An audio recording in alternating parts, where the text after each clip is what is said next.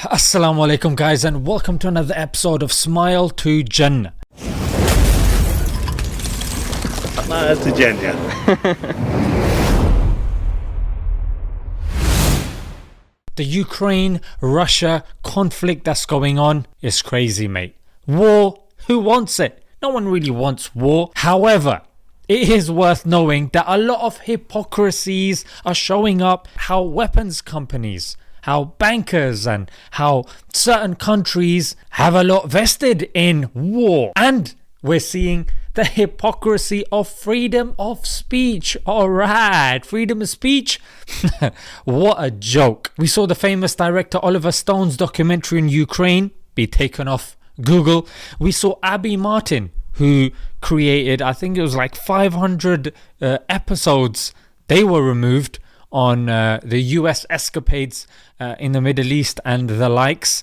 And of course, Russia Today, the RT News, that has been banned in Europe, and now its channels are being banned on YouTube, Facebook and the likes. But what's interesting is anytime we talk about bans and how comes they're only acting now and they don't act when it comes to issues pertaining other human rights. Yeah, why now, mate? Well, follow the money. Yes, follow the money. This is a bit of a dirty game that's being played at the moment. Let's look at Facebook first. There's somebody called Mark Smith, one of the directors at Facebook.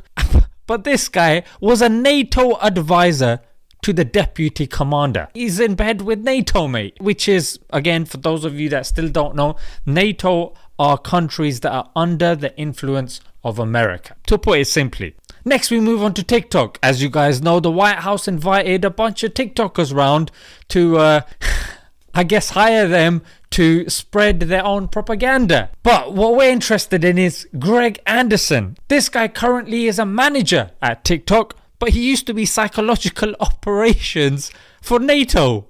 You cannot make this stuff up. Then we move on to Chris Roberts, another director at TikTok, who used to be former senior director of technology policy at the Albright Stonebridge Group. And this firm was founded by a former US Secretary of State. Oh my good lord. Let's not forget Ben Render, director at Google, who also worked at NATO. Then we move on to the Board of Deputies Group. They have, and I quote, close working relationship with the Israeli embassy and links with the Ministry of Strategic Affairs and the IDF. And they are the funders of Keir Starmer, the current leader of the Labour Party, and of course the Conservative Party. The full name is Board of Deputies of British Jews. So these guys, again, where are they getting their funding from? Are the British Board of Deputies lobbying government ministers on this, that and the other? Yes. One of their funders is the Trevor Chin Charitable Trust.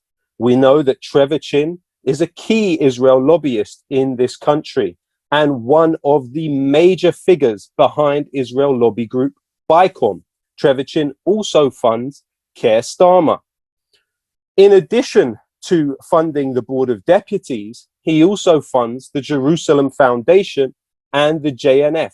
Both of these organizations build settlements. We found another organization by the name of the Kat Atkin Puss Willow Foundation. It also funds the Board of Deputies.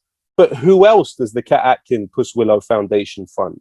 It also funds the Jerusalem Foundation, the Builder of Settlements, and the Conservative Foundation, which is the instrument through which the Conservative Party in this country is funded. Dang!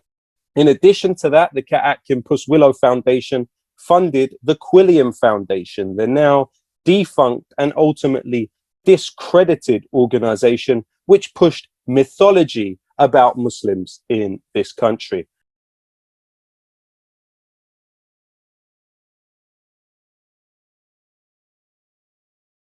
Like RUSI, Atlantic Council, Center for Security Policy, which gave us the Muslim ban, the Lexington Institute Security and Defense Agenda, which is now known as Friends of Europe, Reform, a neoliberal think tank, the Center for New American Security, the Center for Strategic and International Studies, the Council of Foreign Relations, the Middle East Institute, and as I mentioned, the Brookings Institution. Okay, now that we know that all of these groups are linked with each other, that's why they're backing each other.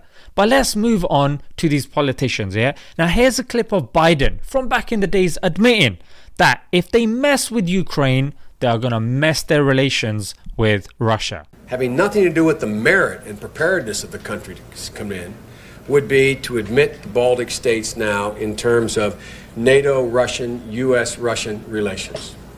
In terms of a vigorous and hostile reaction, I don't mean military, in Russia, it would be that. And here you can see the US has been after Ukraine for quite some time. CIA documents that just recently have been declassified show strong ties between U.S. intelligence and Ukrainian nationalists since 1946. But not to forget, you might be thinking, flipping, what was Putin doing? Did Putin ever renege on a personal agreement he made to you? He did not. So behind closed doors, he could be trusted. He kept his word in all the deals we made. In 2008, April, at the Bucharest summit, they pretty much said, we are going to take Ukraine into NATO. But I stand to be corrected if the sentence we agreed today that these countries in the text, read Ukraine and Georgia, will become members of NATO, leaves a shimmer of a doubt. Not in my opinion. Mate, this was 2008. This is like 14 years ago. And then they got the nerve to say, if we go back to 6 months ago, I don't think anybody was predicting we would be exactly where we are as it relates to Russia and Ukraine. what? Now, if that's not all, here you can see US contractors wanting to create a private army. And this Erik Prince, the leader of Blackwater, is the same Erik Prince that was dealing in Iraq and Afghanistan. Here we can see the far-right group in Ukraine using British weapons. And not to mention that the guy who funded the president of Ukraine, yeah, you guys should research him yourself, he's called Ihor Kolomoisky. This guy is an Israeli and he's been funding the far-right as well. In fact, it's within the national interest of Israel to fund the far-right, obviously because Ukraine is nearby. And if that's not all, here is the US Congress that has voted to remove a ban for them funding the far-right neo-Nazis. Boy, so that was a crash course, yeah, of information as to why this war it's really messy. Remember, fear is what takes our defenses down and leaves us susceptible to control and manipulation. So we gotta be extra cautious during these times. Let's leave it there, guys. I didn't want to make this video too long. Until next time, Assalamu alaikum.